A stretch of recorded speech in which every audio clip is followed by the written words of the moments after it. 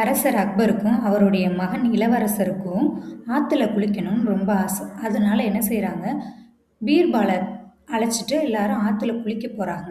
அப்போ அரசருடைய உடையையும் அவர் இளவரசருடைய உடையையும் பீர்பால் தன்னுடைய தோளில் சுமந்துக்கிட்டு நிற்கிறத அரசர் பார்க்குறாரு.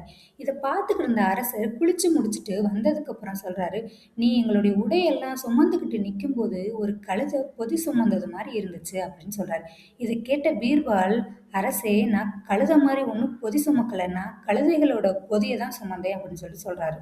இந்த கதையின் விளக்கம் என்னன்னா, ஒரு சிறந்த அறிவாளி தன்னை கேவலமாகவும் இழிவாகவும் யார் நினைக்கிறாங்களோ அவங்களுக்கு பதிலடி அறிவுபூர்ணமான ஒரு பதிலடியாக தான் இருக்கணும். ஏன்னா அவர் எவ்வளோ பெரிய அரசர், அவரை எதிர்த்து பேசக்கூடாது.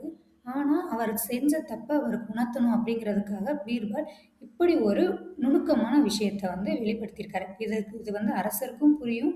அதனால அரசரும் அவரோட துணிச்சலான பேச்சை ரொம்ப ரசித்து பாராட்டியிருக்காரு.